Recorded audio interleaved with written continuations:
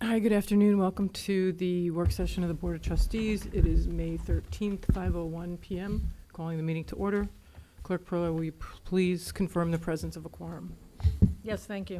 Mayor Shepro? Here. Thank you. Trustee Giuliano? Here. Thank you. Trustee Franco? Here. Thank you. Trustee Hill? Here. Thank you. Trustee Ugrinsky? Here. Thank you. Mayor, we have Attorney Moran and Treasurer Gafka with us as well. Okay. All right. All stand for the Pledge of Allegiance. To the flag of the United States of America and to the republic for which it stands, one nation, under God, indivisible, with liberty and justice for all.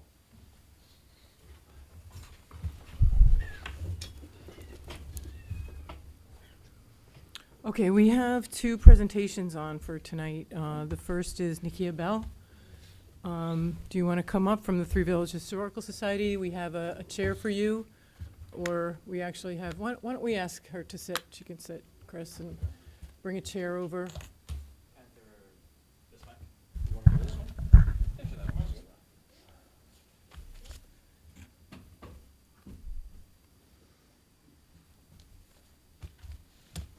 Mayor and Board of Trustees, thank you for having me this evening. Thank you for being here. Thank you. I don't take it lightly, knowing how busy everyone's schedule is, and I do appreciate all of your time. What brings me here today is, born in the town of Brookhaven, I feel as I'm growing up, there were a lot of stories that have been passed down to me from my family. My grandparents met in Port Jefferson High School, which prompted me to be involved with the Three Village Historical Society because I wanted to keep our heritage, a Native American background, very much still alive. But when I come to Port Jefferson and I run up to many different signs and try to look for some of these stories, I feel like they're not there. And when I don't see them there, I feel like there's a history that's only living in my mind and in my heart. So because of that, when I became involved with researching the Arnett AME Church and realized there was a whole community, many that are not only my ancestors, but many people whose oral histories that I'm tasked in taking, people in their 80s and 90s, they remember going to this church and being a big part of this community. A year and a half later, and many, many emails later, I feel like this project has grown into something beyond just my family, but more of an education standpoint of just the community that exists and kind of built parts of Port Jefferson, that I feel it would be nice to have something tangible to touch and just to be able to talk about, to continue to learn about, more than it just existing, in my mind or in my heart. So I did prepare folders today, which is an outline of some of the research that I've done with. Do you have an extra one of those? Yes, I do. I think, yes, I do. Oh, Sorry. You can keep yours. I think there's an extra one. Oh, okay. You're Here, welcome. David. Thank you. With some of the research that I've been coming across, I have many different people that have been sharing their research also. And one of the people that I work with is Chris Ryan, who is Port Jeff historian. Many times we meet before the workday even starts, like 7 a.m. and we start looking at maps. We start just really getting involved in making this community just come to life, even though this is from late 1800s and 1909 where it shows up on maps. We start to build a story and a puzzle where it becomes much more real, much more present day to us. Barbara Russell, who's also town historian, she found an interesting fact of the $300 that was secured for the building, this actual site of the Arnett AME Church. That was a big piece of information because it went even earlier than the maps that we originally had saw that this existed on. As the timeline goes on, we can see that after 1909, it shows up on a map as colored church. There's a whole town that was listed as colored town. And it just as we see, it was, as time had continued to go on, the church was moved three different locations, but all within the same area. And then it was eventually sold in, I think, 1957 or 1958. And I was able to find the newspaper article on when it was sold. It became a restaurant for a short time after that. So I feel like there's a lot of things that can be discovered, learned, educated. There were a lot of homeowners, a lot of businesses that were owned by the people that lived in Colortown. They were a thriving community, and I just feel like it would be a great honor to be involved in any kind of project where that could formalize into something. And I'm sure there's a lot more, but I am nervous. Thank you.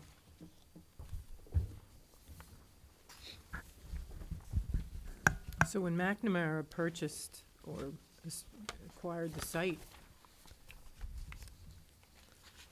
they build this restaurant on that property? They turned it, I have a picture, they turned it into a restaurant. That was for a short time, but it did not last as a restaurant. And I did pull up a newspaper article from when the judge granted an application for the church to be sold, because some of the people did not agree with wanting it to be sold. And that was an interesting article I can pass around. Of course, Rob Sisler and Pat Sisler wrote this article. Yes, that. And this article was just really named a lot of the different businesses and that were right near this church. This article was very, really gave it a lot of more of a community feel, more of like a visual of what this church meant to the people in the community. So what you're asking us to do is to approve a site sign, right? Is I it a think- Pomeroy sign? Is that what we're looking at, We or? couldn't do a Pomeroy sign, so it would have to be a sign that looks like the sign that is at Laurel Hill, same company. I was able to contact, and I did include the estimate in here. They did the Laurel Hill sign on Christian Avenue with the Girl Scouts, and it's a nice informational sign. Okay. It's like on a pedestal. It has a picture of the church, and I did call them because I thought that because they were related. When Arnett wasn't there anymore, a lot of people ended up going to Bethel AME, which is right on Christian Avenue by Laurel Hill. Oh, okay. Yeah. Yep. So that was a Girl Scout project, and the sign it looks beautiful. It's informational. Stop, read it. You feel very connected to the area once you see it. So it's the same company, a local, and I did ask, I did reach out to them a few times just to kind of, and I did put their estimate in here. I like the fact that they already have, that they already were involved in that particular project that's related to this church. It's Miller and Kelly Design Group, Inc. on Technology Drive in East Setauket. Okay. Do you want to provide that to the clerk? Yes, and I did put them in each folder. It's Yeah. in the Is it in the packet? Mhm. So where exactly was the church? We're at Drowned Meadow Cottage, Where the cottage is? where the Okay. parking lot is. Mhm. So, yeah. Okay, so the so where the new apartments are, around that area. Around that area. Looks like it was right on the corner, or just in where the driveway is? next Just to in where the driveway The old is. Oh, yeah. okay. Like, you can see in one of these pictures, you can see the cars parked in the, here, Oh, yes. that picture. Mhm. And that's the parking lot for what used to be the, Dr. Kasari's Eye. Oh, yes. And is that the church itself? Yes, it Yeah. is. So it's right across from it's on the corner, but, but on the south side of that, where the parking area Right. is on Drown Meadow right now.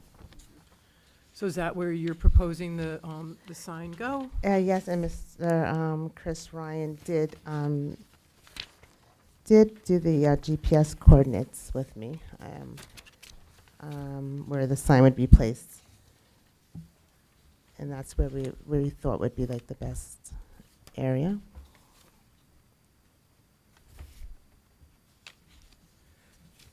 Okay, what else? What's the wording that we put on the sign? Well, with the wording, once I have approval, then the design company can actually sit down with me to start to work that out. Chris Ryan and I have drafted some wording, but it's difficult to do any kind of visual layout because I'm not familiar with how to exactly do that or how many words I can use. We have a few different ideas. Wanted to just keep it, we can't have too much of a story, but we did start thinking about it.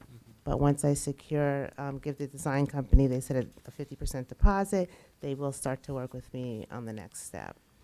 And that became hard when I tried to make a sign because I don't have background in actually doing the sign. So it was very difficult. I tried to, it was too wordy, then I met Chris a lot of times. And I feel like we do need the professional help of the design company to do that part. And I do have two people that Legislator Engelbright offered some funds. Barbara Russell put in to cover this project through another way. So we have ways that are in the works, but without approval, I don't, I feel like it's not foreseeable to plan out anymore because it's a lot of time has gone into it already, I think, just trying to get the preliminaries down. Sure.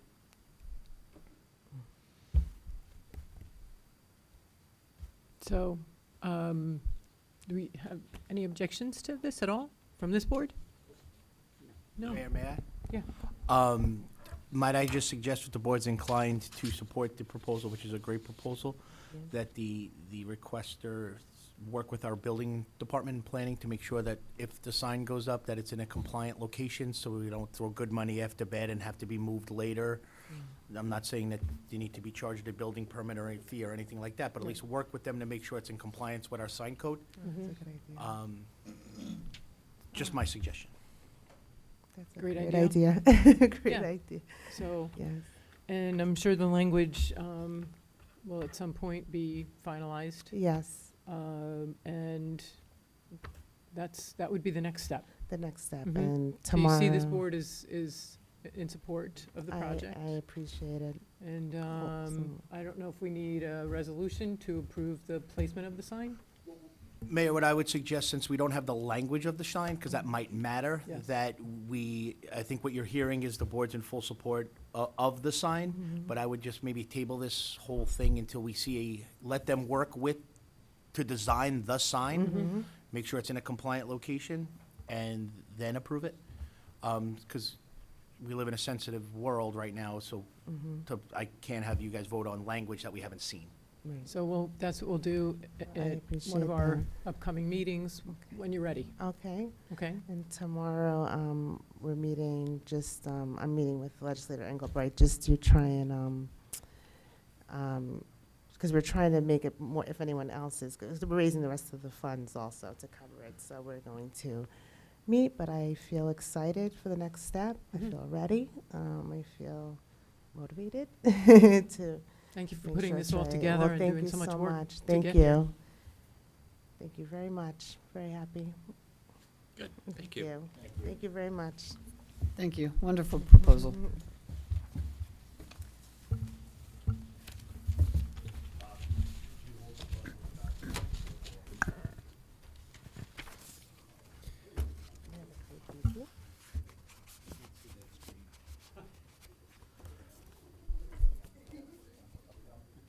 All right.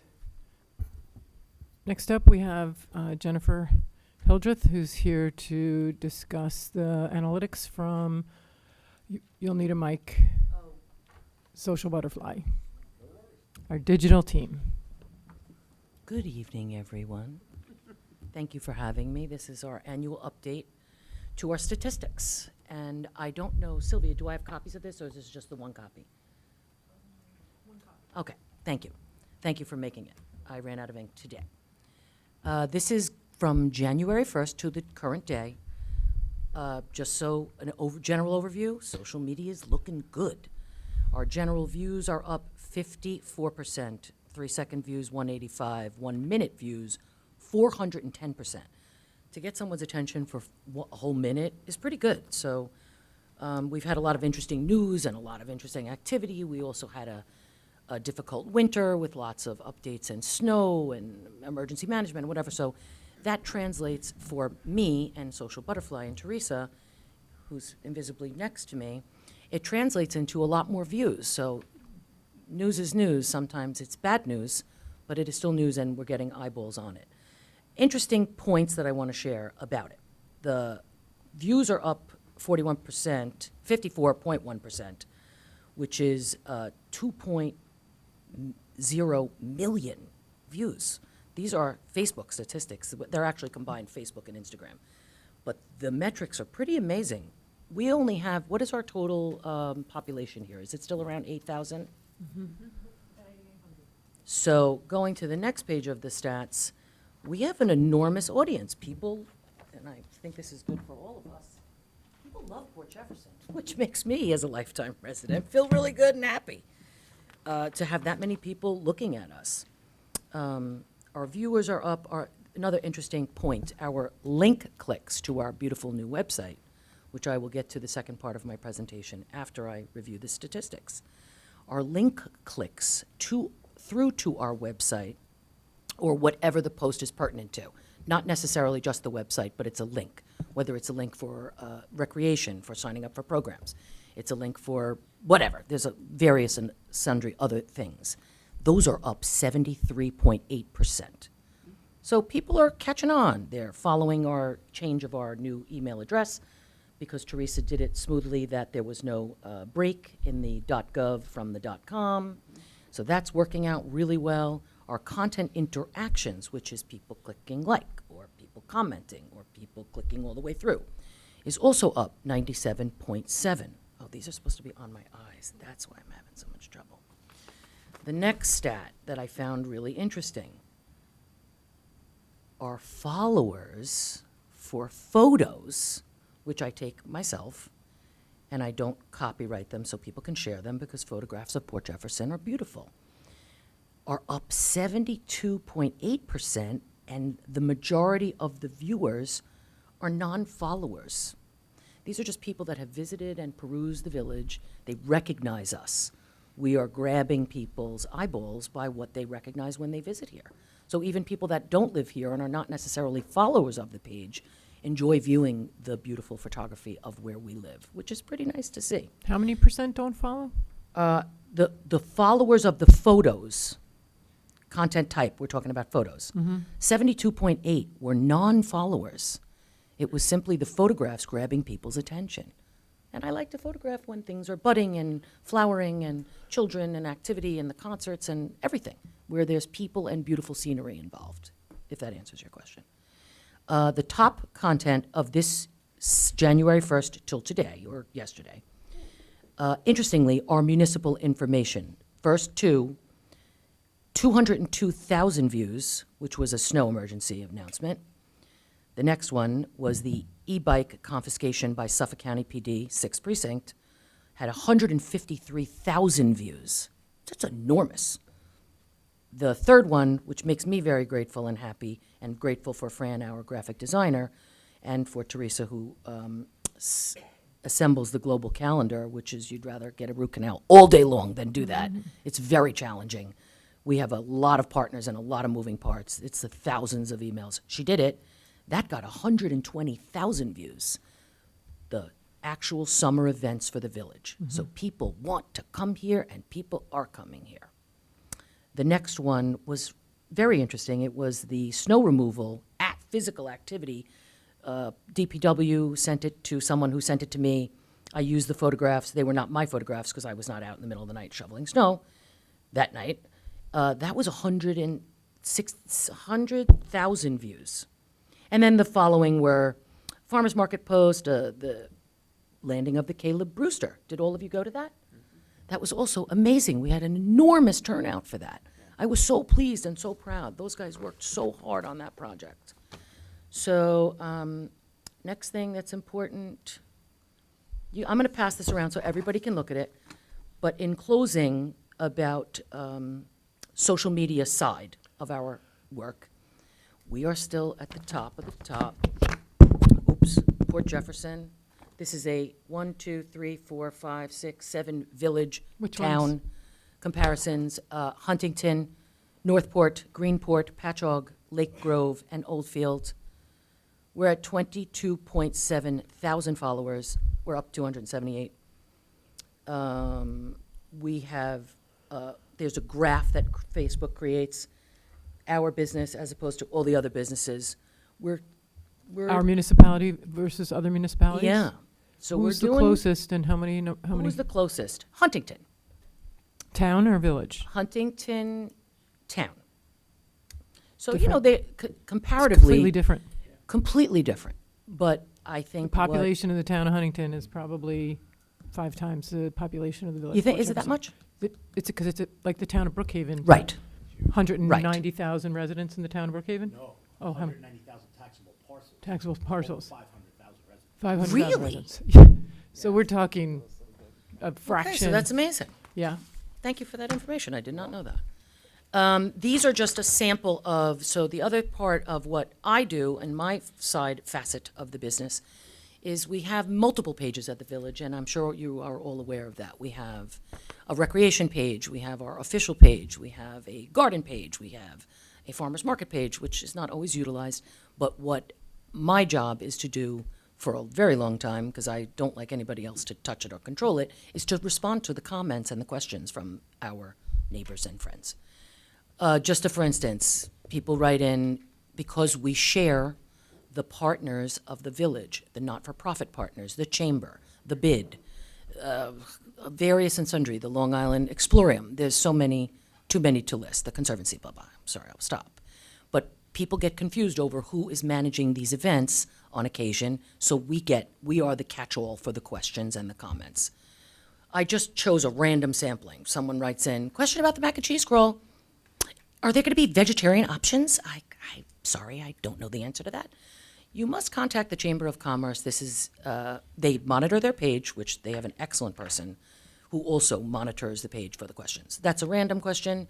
Something about we get a lot of these. I have probably dozens of these. That's why I chose it as a random sample. We present our music in the summertime on Wednesdays, Thursdays, and now Fridays or Saturdays at East Beach for East Beach Rocks. A lot of performers are desperate for work now, so I get an enormous amount of questions. Who do I call? How do I get hired? Blah, blah, blah, blah. And I simply respond that you need to call the village center, you need to give them your information, and then for the following year, we can talk about it. But our events and music vendors are booked long before the season occurs, which I'm sure all of you know. Another random one was The Arts Council would be good to refer them to also. 'cause- as well. Yeah. Thank you. When we put out the whaleboat announcement for the landing of the whaleboat, Fran made the graphic. It was fantastic. It was super informative. We had all the logos of everyone who participated, and generally people don't read copy very well because people are so quickly. So I get a lot of questions. The copy states very clearly, it's at 12 to 5. What time is it at? Could you tell me? What time is it at? And you have to respect people, and you can't be rude. So my course. response is always, please reread the flyer. No the- rudeness on the time." Facebook, please. No rudeness. Well, I don't even respond to rudeness on Facebook because it's not really good. Okay, so that concludes we're looking great on social media. But what I want everyone to remember every year when I do the check-in here, that is only half Social Butterfly's business. The other half is our website maintenance and updating. What goes on in our website maintenance and updating? Just to name a few. Updating the calendar consistently with all the events, the posting of the minutes and the agendas, the changing of our rotating large horizontal banner, which something I said? which we have to change repeatedly or consistently with whatever is happening, whether it be snow removal, garbage, movements, tickets, kayaks, blah, blah, whatever it is. Teresa's doing that as well. Staff changes, swapping out forms from year to year. There are an enormous amount of forms on our site. These forms get updated, sometimes weekly, monthly, annually, semi-annually. Teresa is also in charge of doing that. All of things, farmers market season, swapping vendors. This is a little bit of the caveat to the job. Not everybody signs up for the thing on the first day, so we get 5 vendors, and she has to go code them all in and put them in. Then 5 days later, we get 10 more vendors. So it's a constant gardening, if you will, with the website. Other issues are Teresa coordinating with all the departments, which is a lot, with directives for hazards, weather, nights, weekends, whatnot. We communicate with, I want to say Teresa communicates with almost every department on a regular basis. I tend to get requests from Recreation mostly, sometimes from DPW or from this building, from the clerk and the mayor themselves. But Teresa's dealing with an enormous amount of input from everyone because the only person who touches our website is our webmaster, Teresa Scogan. We do not allow anyone else back-end access. It is not a good practice. Best practice is one person to handle it. And it is a lot to handle.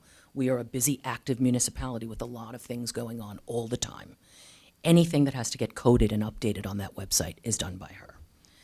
Lastly, working with the boards, the councils, committees for the posting of agendas, minutes, events, and page changes for them.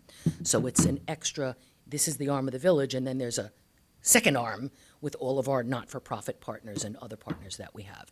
So we do our independent jobs separately. We don't work in the same space together, but we're constantly in communication with each other about what happens.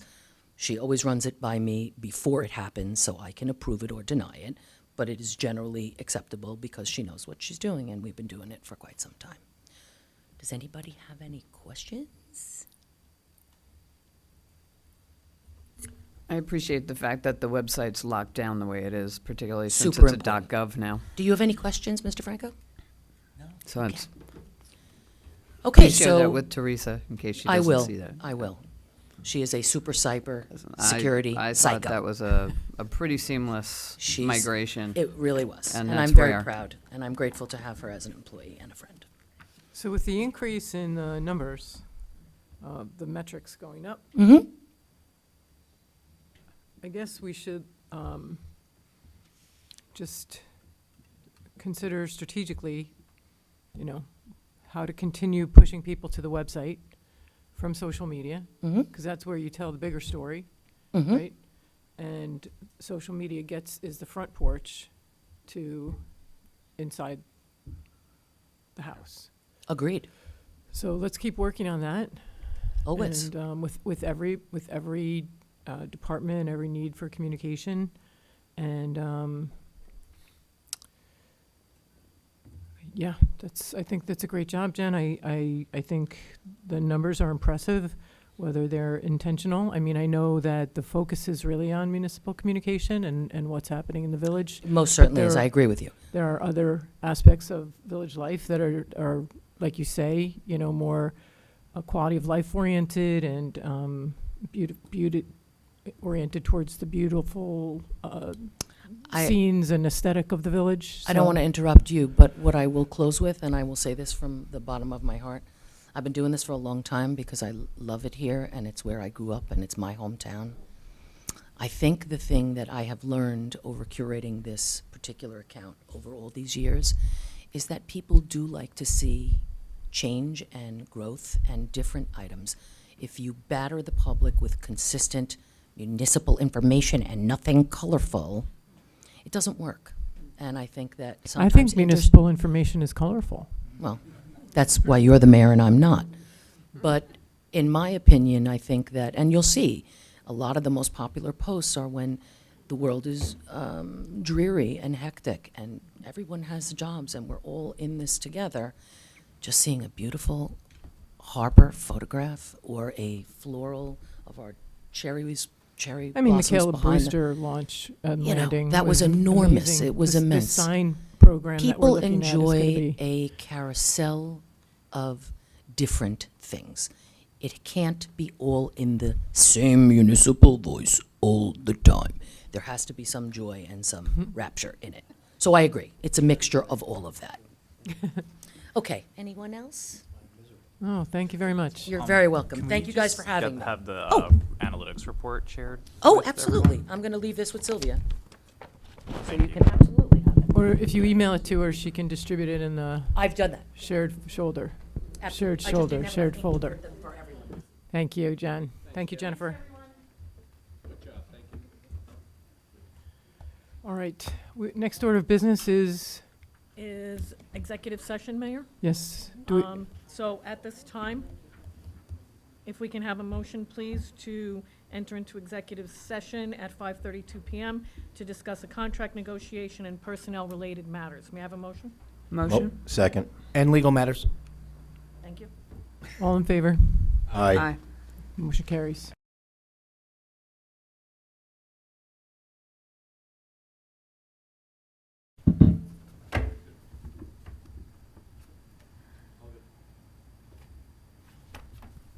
So at this time, may we have a motion, please, to end executive session and go back into our agenda meeting at 6:15 PM? Motion. Thank you. Second? Oh, All in favor? Aye. Thank you. Okay, we'll start with our monthly reports now, and I'd like to start with our village clerk, Sylvia Perillo. Thank you, Mayor. Appreciate that.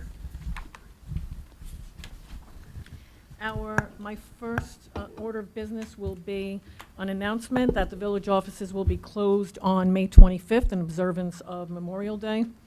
The second is an abbreviated report on the upcoming election, which is just that the general election will be held from 6 a.m. to 9 p.m. on June 16th, and our polling place, as always, is the Village Center. There will be an additional update to that at our agenda meeting on the 27th. We have employment. Excuse me, we have election machines? Or We do paper? not. We're doing You- paper ballots? We do not. Okay. We are, thank you for asking, we have decided, and the election inspectors are aware, that we are having paper this year.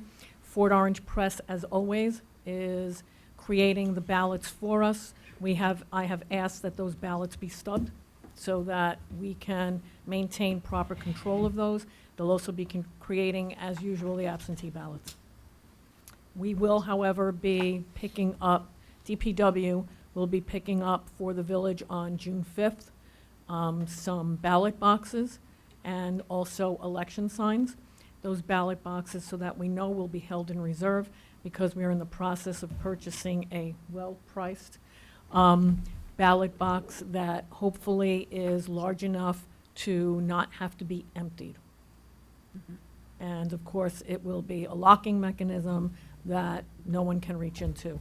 I've discussed the style and size with election attorney, which has been approved, and Marissa of our office is working on that purchase. So, thank you for asking. We have a busy agenda in terms of public hearings for our end-of-month meeting. There are 3 public hearings. Those were noticed, and they appeared in our paper on the 7th. We continue to work on the Port Jeff 250 Village Day Block Party permitting. There was additional information required regarding traffic and detour planning. That information was provided by Anthony Flamia, our Assistant Code Enforcement Supervisor, and with the assistance of Teresa Scoggin. That was uploaded today to the portal for the permit. So we are hoping that by the end of this week or early next week, that permit will be approved. It's going through the process with DOT. Working diligently, and I want to thank everyone for their help. One of the meetings that you'll see I attended in my report is for the regatta, the upcoming regatta, and those meetings are already in full swing. We have a little bit of a difference from past years in that the regatta will likely be held on the 20th of September, which is a Sunday. already spoken with Renee Lemmerman regarding the fact that the farmer's market coexists on that day as well, and we are not going to have any problems with those two at the same time. The way that the regatta was scheduled last year, what we did with our registration tables worked out perfectly in the park and also created additional interest. It was my suggestion during one of the meetings that perhaps we have a standby sheet, because a lot of people walking by say, oh, that looks like fun, can I jump on? So if we have people that don't show up, we can retrieve those people, call them on their cell phones, and they can join. And this way, we're not losing spots and making up monies that were lost. The reason for the change of date is that we have Rosh Hashanah and possibly Yom Kippur, and then other events in the meantime. So the 20th was the date that worked for all. And with that, we have 7 prearranged, if you will, resolutions on my work session report. There are 2 additions from the treasurers, which will be resolution 8 and 9, and those are housekeeping items.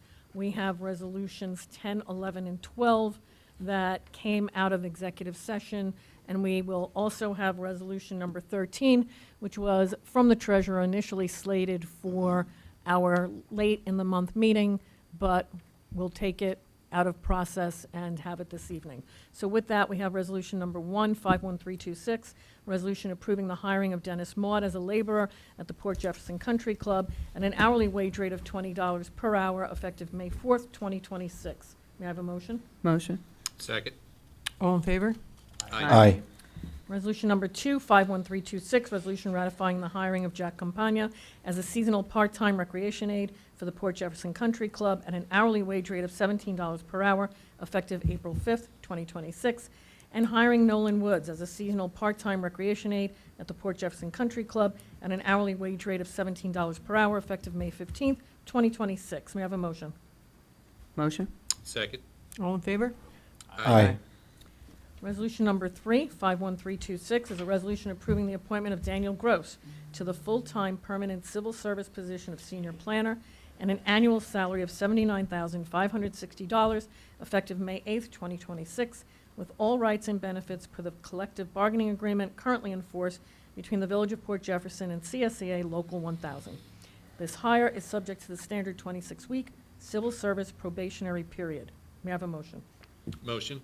Second. Discussion.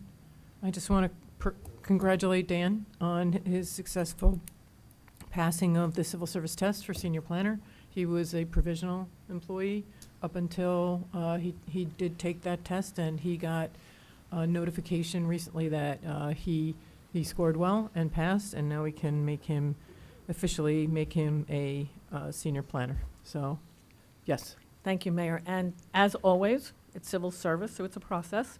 So I wanted to just thank my deputy, Mary, because we still had to canvass the list for a certain number of responses. So that still needed to be done. We needed to follow the process and work with civil service on that to have this appointment go through, and it went through easily and smoothly. So thank you to her as well. Thank you, Mary. All in favor? Aye. Aye. Resolution number 4, 51326, resolution approving the stipulation of agreement dated April 6th, 2026, between the Village of Port Jefferson and the Village of Port Jefferson Code Enforcement Unit of the Civil Service Employees Association, Inc., and authorizing Mayor Shepard to sign the stipulation of agreement on behalf of the Village of Port Jefferson. May I have a motion? Motion. Second. All in favor? Aye. Aye. Aye. Resolution number 5, 51326, resolution adopting the employment policy for department heads and non-represented employees effective June 1st, 2026. May I have a motion? Motion. Second. All in favor? Aye. Aye. Resolution number 6, 51326, resolution setting the following rates for metered parking effective June 1st, 2026. $2 per hour, Monday through Thursday, and $3 per hour, Friday through Sunday. May I have a motion? Motion. Second.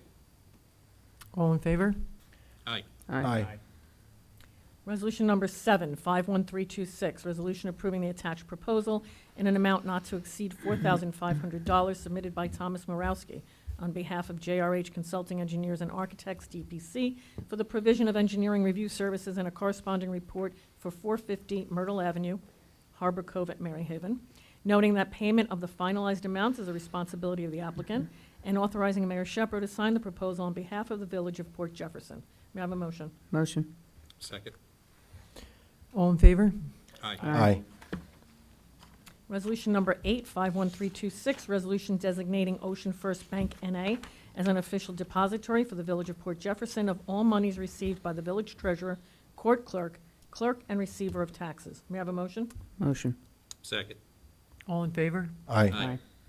Resolution number 9, 51326, resolution authorizing Mayor Shepro or her designee to execute the notice of and consent to assignment and assumption of third-party custodian agreement between the Village of Port Jefferson and Flushing Financial Corporation, Ocean First Financial Corp., and Apollo Merger Subcorp. May I have a motion? Motion. Second. Stephen, can you just give Yeah. the board an update on why this is necessary? Thank you, Mayor. Over the winter, Flushing Bank entered into a tentative agreement to be purchased by Ocean First Bank, which is from New Jersey. We received notification just this afternoon that they are moving through with the closing of this on June 1st. So we have to designate Ocean First, which you guys just did, as a depository. And then we have to transfer all of our collateral, which is required for all of our deposits, to be transferred from Flushing Bank over to their collateral agreement, which is what that notice does. So they will then take on the collateral, and we'll be covered with all of what we need to do from a financial end. And they'll be our financial institution, one of. Right. All in favor?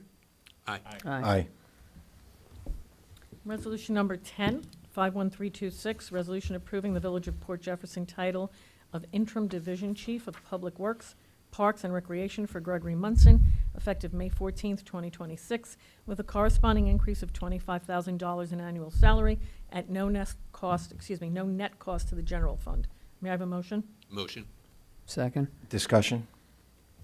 I think we should adjourn this vote, this resolution, to our main meeting, because I'm not sure that Mr. Munson, I'm sure hopefully he's qualified, but I believe that I'd like to sit down with him, talk to him, and ask him what his qualifications are, and before I vote on him going forward with this title change.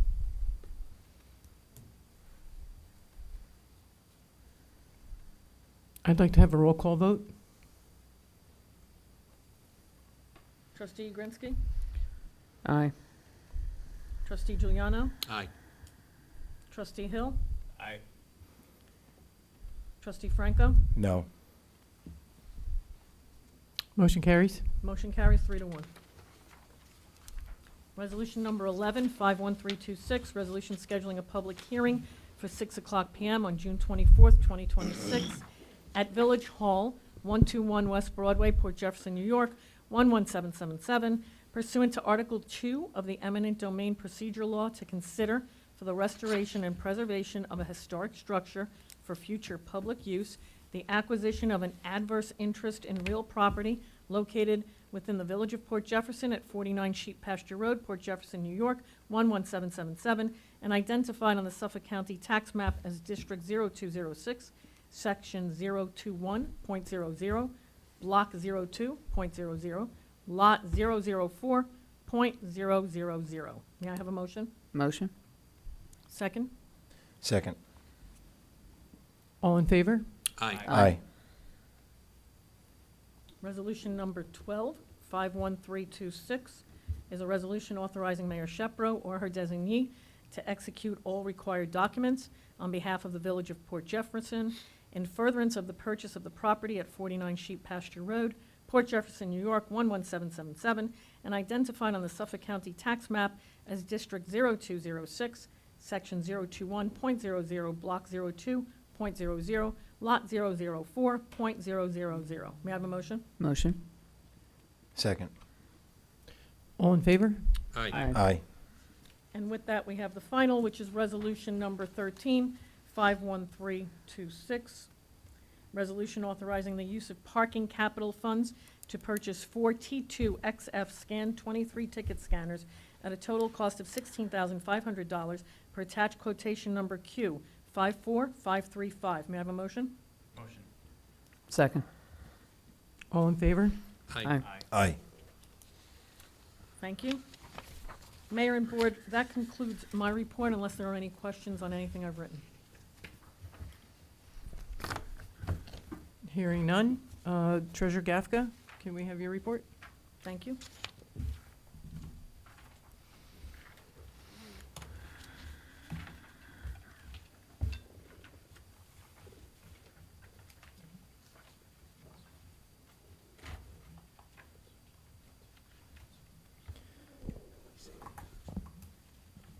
Thank you, Mayor. Just to touch on a couple things, currently finishing up the formatting of the adopted budget so that that can get over to the clerk to be stamped in and then posted publicly. Just making sure that everything ties out with the tax receiver. She's going through and making sure that the tax bills all print out correctly. She's doing a tremendous job with that. So we're just making sure everything ticks and ties on the document before we submit it for approval and get it uploaded to the website. I've also begun work with our intern, Alex Weldon. She is working on several analysis of future projected budgets, looking at, next year, the next 3 years, different options, and we hope to have some stuff ready by midsummer to be able to get to the Budget and Finance Committee to review and then to the board as a whole so that we can look at some of the progress that we talked about when she was brought on board. Also, we received our fiscal 2026 audit request list. That is going to begin in mid-July, which is substantially sooner than when they had started this year, which was towards the end of October.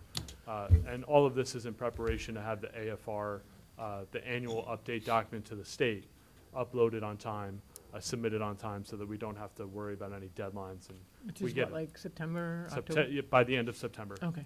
Right. So that's in process. Had a meeting with staff today to go over that, and Alex is going to be an integral part of helping get that off the ground. It's always a struggle with just the three, with Michelle, Lynn, and myself. So having that fourth person is really going to help get it all tied up together and done in a quick manner so that we can have everything on time to the auditors and not have to worry about anything dragging on. Working on a 3-year draft capital budget, working with DPW, with Recreation, Code, seeking input on any potential capital projects or infrastructure projects that need to happen with the village. From that, we will send it to Budget and Finance to review, to go over, make some suggestions, formatting. And I've also begun the discussion with Munistat to potentially sit down and go over capital planning from a debt perspective as well. So we'll be meeting with them to try and look at the entire budget, our total debt load, what we can do, potential rotating debt, so that we can start scheduling not only grant projects, but also supplement it with any potential debt service. As things come off, you're able to add back on, so you keep your debt flat, but you're able to continuously fund projects. So we're going to be sitting down with Munistat and go over that. Just had that discussion late this afternoon. Quick golf membership update as of 5/5, and it actually hasn't really, it's only changed by one junior member. We had 490 memberships paid for. There's 65 new members and 425 renewed members. To date, we've brought in $2.1 million in dues and another $353,000 in assessment. Tennis, there are 48 memberships paid for, totaling $36,000. I believe there's another expected $3,000 in change that will come in, but we haven't received it yet.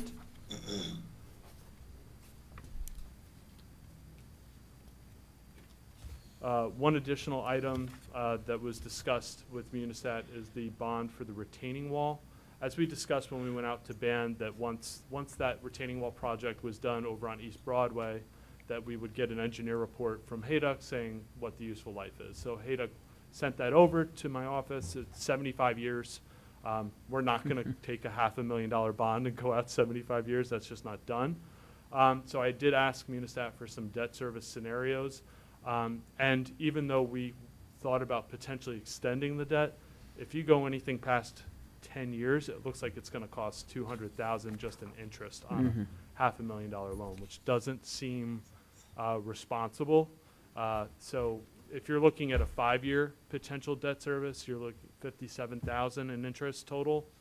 10 years would be about $116,000.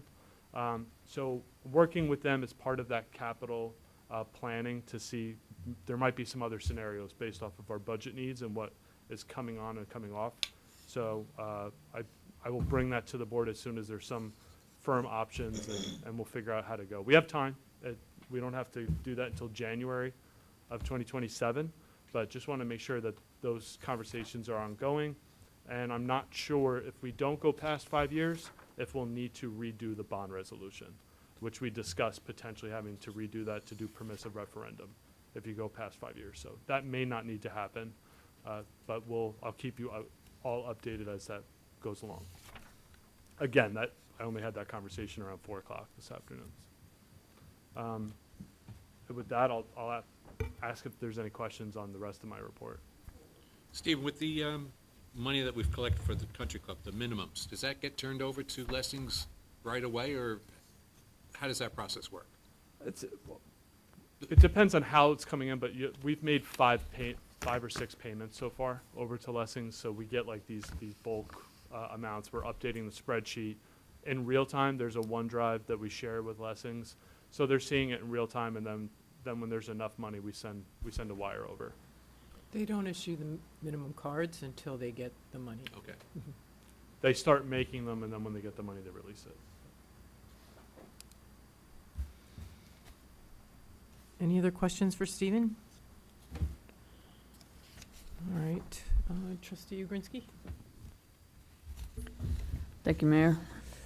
Okay, I'll start with the golf course itself. So, as a reminder, it's closed for aeration right now. Aeration is part of the annual, it's a 3-day closure, and well, I'll get into some of the more detailed bits of that. Also, as a reminder, Tuesday morning, the tournament group, the women's tournament group, plays, so the course will not open until 11:30. As far as events go, we just hosted the Port Jeff Prom outing on April 27th and the WMGA match on the 28th. We've hosted several Port Jeff Girls High School golf matches to date in April. And as far as outside outings go, we just did the Long Island Golf Junkies on May 4th. And the Port Jefferson Fire Department, as a reminder, is on May 18th, so I expect to see everybody who's a golfer there. And we do have some equipment fittings for Srixon and TaylorMade on the 8th and the 15th, respectively. Srixon. What? I say potato? No, it's Sylvia. She's Okay. like, how do you pronounce that word? Just a reminder for all the members, you have to come in and pay for your gin handicaps by May 14th for those to continue. And mandatory cart use will be in effect from Memorial Day through Labor Day for all Friday and Saturday play. Major events, we just had the Mother's Day brunch, but the welcome back party is on the 15th, so just a couple of days away.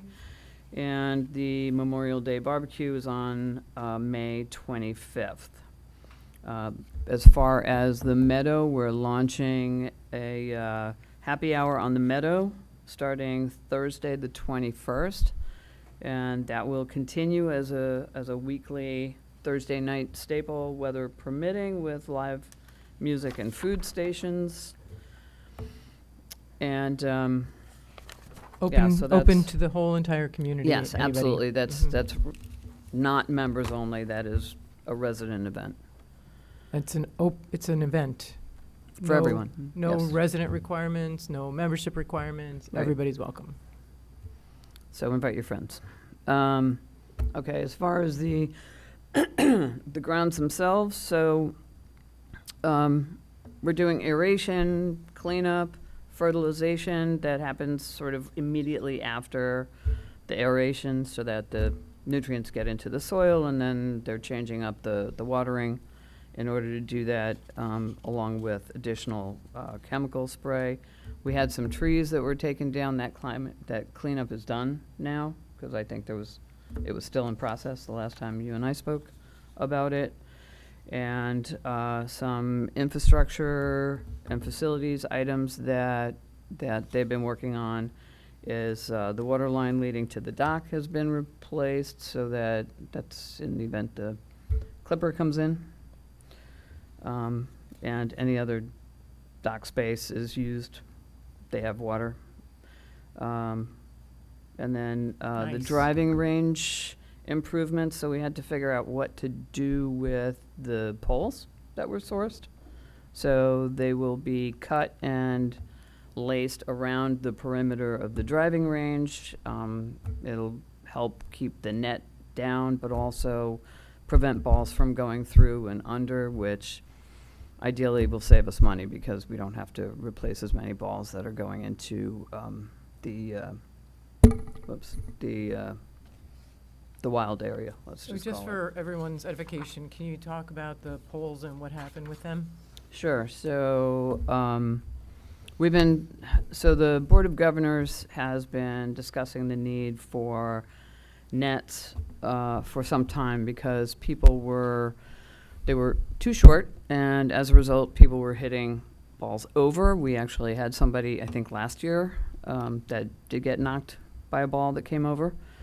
So this year, we've replaced the balls with low flight balls, so you can still hit them. They feel normal, but they don't fly quite as far. So that's helped remediate, but it does not address the fact that we still have a net problem on along the first fairway, and the balls just keep going under. So if you recall, we were looking at replacing the net. Trustee Franco had sourced some poles from, it was the Suffolk County Fairgrounds, I think, yeah. And Not Suffolk County Fairgrounds. Suffolk- Country Fair, that private enterprise country Okay. fair. And it's an amusement enterprise that sold, right? PSE&G. Okay, Close thank enough, you Zena. for that clarification. Yeah, so when they were laid down next to the country club building, we had a couple of vendors come and evaluate them to give us a quote for replacing the nets using those, and they evaluated them and said they would not be appropriate for vertical use. So the question is maybe, at any rate, so we are finding an alternative, or Pat has found an alternative use for them, and so they will be preventing ball leakage around the driving range. I don't know that we'll be using all of them for that, so we still have to figure out what to do with the remainder. Are they all being moved from the west side of the parking lot? At some point, they have to be, but I don't know how many will be left, so I'll get back to you on all on that when I have that information from Pat. I do believe we will have some left over, though, that we have to deal with.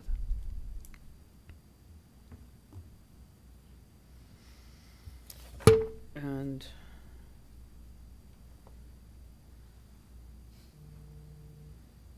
yeah, that's the entirety of my report there. Budget and Finance Group meets tomorrow night at 6:30 here at Village Hall. And in case anyone wants to show up, they're invited. And that concludes my report. Thank you. Trustee Ugrinsky, do we have the bylaws? Yes, actually, we do. Oh. We don't have to vote on them, though, as a trustee group. I believe that was a misunderstanding. So they're complete, they're done. They've been approved by the BOG, by the CCMAC, and they are now going back to the Board of Governors, who will vote on them at Friday's member event. Actually, the Board of Governors doesn't vote on their own bylaws. The members do, Yes. yeah. So the members will be voting, sorry. So was that just a change recently, or, because it seems like that was? Yeah, we thought that it was required, but there's nothing in the code that requires us to approve the BOG bylaws. It's the membership that approves them. So the corrections that we made to the bylaws, are they being implemented? They're not being implemented? So I there don't- are three things. There's still draft because they haven't been, they have to be reviewed by the membership and voted on by the membership. Yeah. So.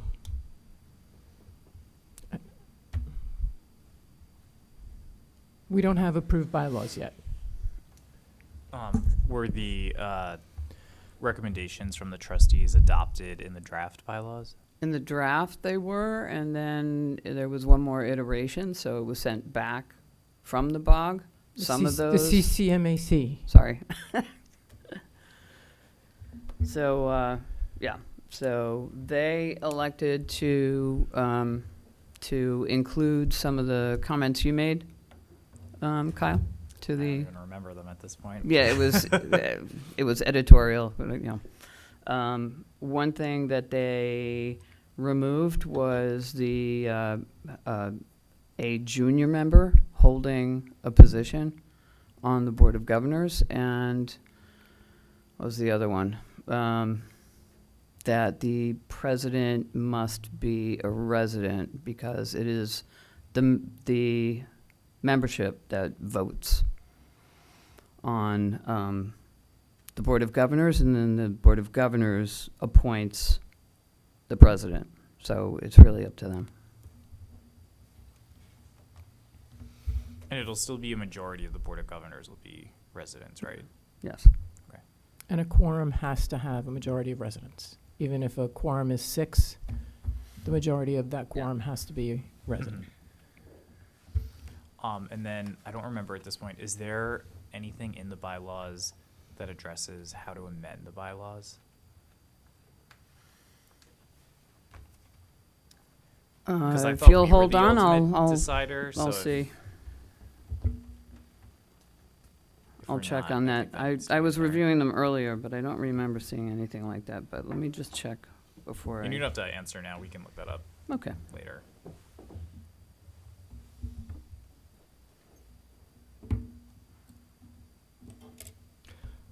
Anything else, Trustee No. Ugransky? Yeah, I do have a question. So the CCMAC made recommendations, but they're an advisory board, but they advise to us. So how do we not have the final say over those bylaws? None of them can make, Bless you. we make the final decision. So they are only advisory, both the Board of Governors and the CCMAC. That is why those bylaws should have come back to this board, and we made the final decision on how we're going to adopt those resolutions, those recommendations. So I have a serious problem with the process now that we are dismissing our responsibilities to oversee that board, because again, they're recommendation only. They don't make those decisions. We do. So I have a problem with that, and I think that we need to address it. So the CCMAC has the authority to review and amend the bylaws for the BOG. It doesn't need to come to us. If it was something like the CCMAC's bylaws, I think that would be a different story because they're in the code. So There's no fiduciary authorization for the Board of Governors to commit funding for anything. You know, So- it's interesting because as this process has evolved, I mean, I've heard, many, many different iterations of reality. And the new reality now is that we don't have any responsibility, that, because we've given those bylaws to Attorney Moran to review for his recommendations in the very beginning, when they were Stan Laux's, he had them, and, they were, juvenile, and this is, I still can't understand how we are not the final arbitrator of those bylaws. And I would ask Attorney Moran, for your counsel on this situation. You are correct in your statement that former trustee Laux took a stab, I believe, I don't know with whom or how, on bylaws, going back to in his tenure here. I was asked to review them. I never got to review them because there was no movement to move those forward until changes happened. This is my recollection. And my only experience with the current iteration of the bylaws was, if you may recall, was whatever happened the meeting I wasn't at. I haven't seen the new set of bylaws. I wasn't asked to review the new set of bylaws that were produced. I haven't been involved in any of those discussions, nor have I researched the process and how they are adopted. So as I sit here, I cannot answer that question because I'd be guessing. And again, that's a failure in process. If we're going to implement bylaws, clearly the village attorney should have reviewed those bylaws to make sure that we are in compliance with all. How many hours would it take you to review bylaws? It all depends on their length. I can't answer that question in a vacuum either. We have to prioritize our use of the village attorney's time, so it appears, because we've really restricted the number of hours that he can work on behalf of the village. We can certainly give him the bylaws to review before the membership of the country club of the golf course votes on bylaws for the golf course. Board of Governors. I don't think the Board of Governors or the CCMAC should be voting on, or the membership should be voting on something that this board hasn't approved. So if this board approves it and then the membership wants to vote on it. You're entitled to think what you want. That is correct. But again, there's been so many iterations of reality for these bylaws. What does iterations of reality mean? Well, let's think about it. I'll take the time. What does iterations of reality mean? Don't interrupt me when I'm speaking. Clearly, I'll explain I'm sorry it to to interrupt, you. but Well, you're really not, but that's okay. I've been talking about these bylaws for months, to the point where I had to say, let's put a resolution forward to dissolve the Board of Governors, because we couldn't get the process moving forward. And we then had those bylaws, we reviewed them and sent addendums to them in the anticipation that they were coming back to us for a final vote on them. And now they're not. This is like the budget, that we had 7C, 7B, 8B, and 8C, and you guys scrapped it and threw out whatever you wanted to. This again, is not how the process should work. Those bylaws should have come back. And obviously, we made recommendations. As Trustee Hill just said, I don't even remember what recommendations I made because we never got them back. You guys hide this information and then make different rules as we go along. So there is a process. The CCMAC reviewed your recommendations, and they provided their feedback on what recommendations should be To who? accepted. And If you're a member of the golf course, you will get to review them and vote on them. Who did the Are you CCMAC? currently a member? No, but I'm a trustee in the village, so I'll ask my question. Who did the You can ask. CCMAC make their recommendation to? Because that recommendation should come to us. I don't, but it's a Board of Governors for a golf. They made their Course. recommendations to the BOG. They didn't change much. Those two things that Trustee Ugrinsky outlined to you are what they didn't accept. So if you'd like a copy of the next iteration, you I'm can share happy it. to share it with everybody, But That would be what they helpful. will It's be not- voting on. it wasn't legislated before.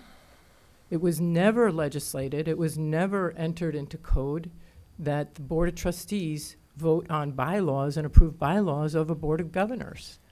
And the Tennis Association has their bylaws. The Board of Trustees never approved the bylaws for the Tennis Association. So if you want to change and legislate golf course governance through the Board of Governors as an advisory group and to follow their mission as it was outlined in the draft of the bylaws, that's currently not in the code. So why would we enforce something that isn't legislated to begin with? Why would the Board of Trustees get to vote on something that has never, in the history of the country club, been voted on before? Why did you give them to us then? Why did we make recommendations and alterations to You them? asked to see If, them. hold on. That's the If answer. if that's the, if that's today's reality, why did you give them to us? Why did we make any recommendations on them? You guys should have just said, it's the CC. Because you kept it's the asking CC. for them. Yes, So I and- gave them to you, and I took your comments, and I took Trustee Hill's comments, and included them, and then gave And them Trustee back Giuliano's into the comments. line of review. Yeah, everybody had them. So they were, your comments, everyone's comments were included in the final version that went, again, through the BOG and the CCMAC, and now they are, you know, the membership will now vote on it.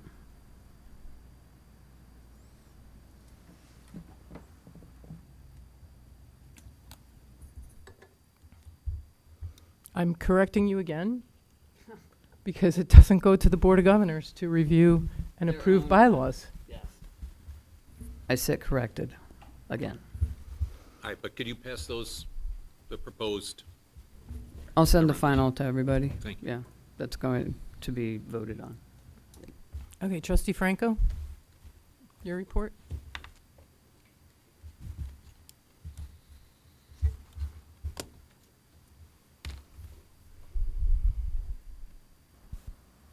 It's short.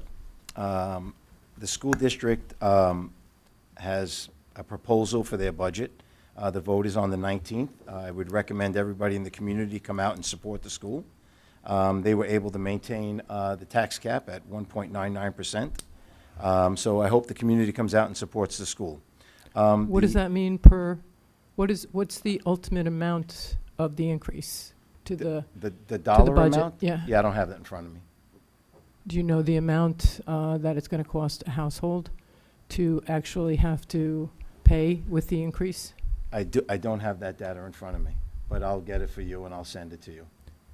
I just thought you would know because you advocated so hard for village taxes to be kept at a minimum at 6%. If I was on the Board of Education, I probably would have all that data, but I'm on the Board of Trustees. You raised So it. hold on, so when you wanted to bring a 41% tax increase and hire 4 people and $700,000 in additional salary, of course, I'm here to protect the residents of the community. Now, if I was on the Board of Ed, I'd probably have all that data readily handed, but I don't have that now because I'm on the Board of Trustees. But I'll move on.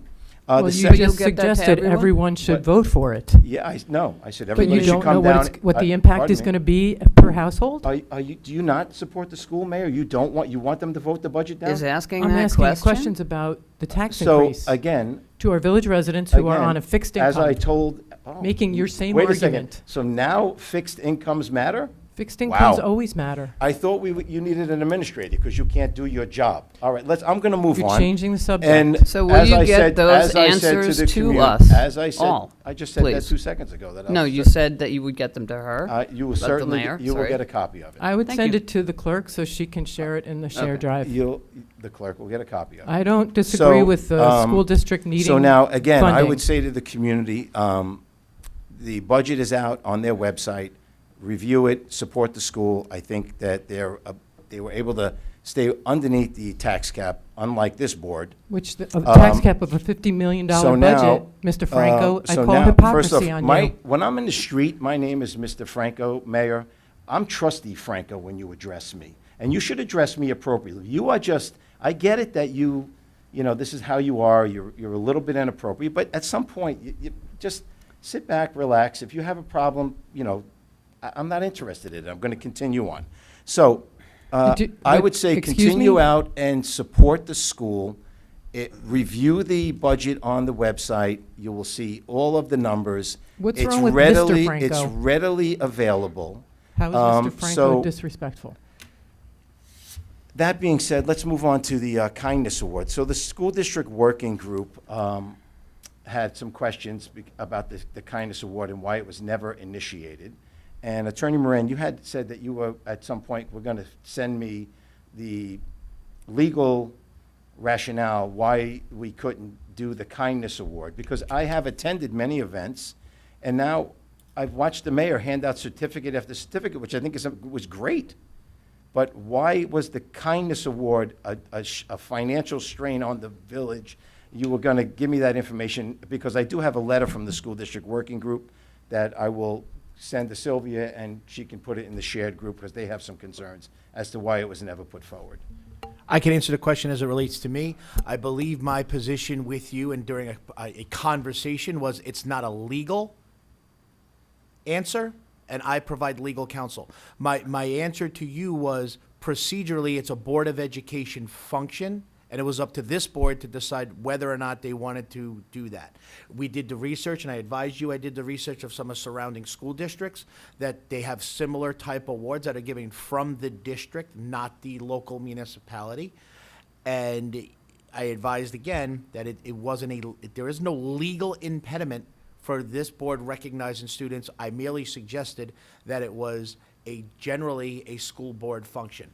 And that's the advice I gave you during a conversation.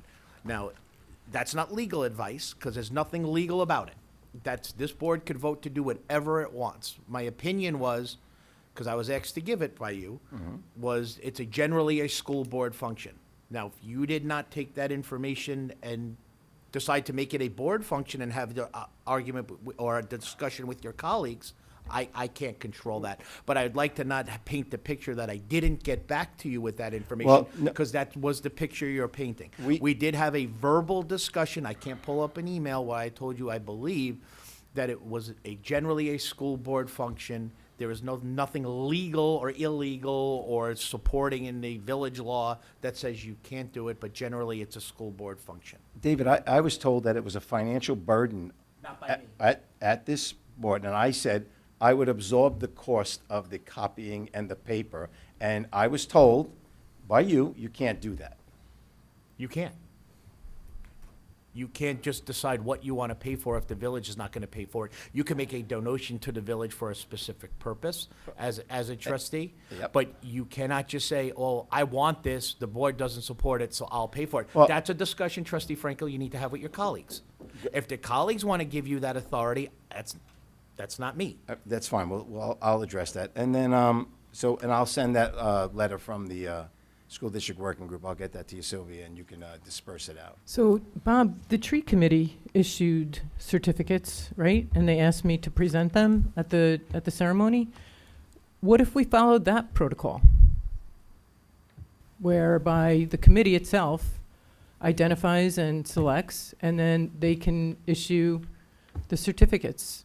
That's exactly what we did. I gave a comprehensive plan from the committee to Sylvia. We actually had the certificates printed. I was sent samples of them. We did I was said, send the protocol. I handed it to Sylvia. It was all set up. This is not coming from me. This is coming from the school district working group. We had already consulted with the school. We had students ready to go, and I think it was one teacher. And then the problem you had with it, Mayor, is that it wasn't being done here in this building because it was going to be done at the school district. So to make it easier on the family and children, and I said we would invite a different trustee and yourself, Mayor, to come do the presentations every month. So yes, we did the exact same thing that the tree committee did. It was set up the exact same way, but the difference was it wasn't Trustee Giuliano, it was Trustee Franco. So No. It Yeah, was, no, yeah. what was the location of the presentation? It was on village property during it was the Arbor Day Arbor Day celebration, festival. the Yeah, trees, so trees. the- So, if you decide to revisit that and have a location that commemorates something like that, put the plan together. I mean, have the committee put the plan together. they did. I don't recall it. I'm not surprised. But it was given to Sylvia, and it was comprehensive. It had everything that was everything down to when it was going to be done, who was going to be invited, how many. And we actually printed out these. It was the principal's office? We actually printed out The these location certificates. was It the gonna be principal's office? in the buildings, and then the principal would make the determination of where in the building for, just logistics. If the school district working group wants to further identify a location, a time appropriate, and It an was event already done. appropriate, It was already done. Location, The time location was appropriate, the school and district, event. just because the children, to make it easier on the family and the children, when they arrive, we're here, we can present this little certificate for kindness to the kids, and everybody moves on. We tried to make it as easy logistically for the families and the children. If I can interject, Mayor, there was also a whole host of discussions about the other school districts that touch this municipality. There was also discussions about the open meetings law and the ability to have all trustees have the ability to attend, which was the reason why it was suggested to be done here with other proclamations that this board gives to honor its residents. And I recall that the idea was that there was who was making the selection, on what standard, and the recommendations if they wanted to give the award to avoid conflicts of open meetings law and other things, that it would be held here. I don't know where it went from there, but that's what I recall. Yeah, we've got And Comstock and if we're- Three and if we're Village. drawing delineations between the tree committee, which I believe is appointed or by this board, as opposed to the elected school board, just like the budget, and as far as the budget goes. Well, the school board has nothing to do with this. This was the school district working group. School district, but again, It's community residents that are on the working group called the School District Interactive Working Group for the village. Okay. Yeah. Okay. They're So residents. again, that's what I recall of those discussions, that it wasn't a hard no. Well, when, It was a working out where that was going to be. There was a funding issue, I'm not gonna deny that, because it's primarily a school district function. I don't have to. well, that's your opinion on it.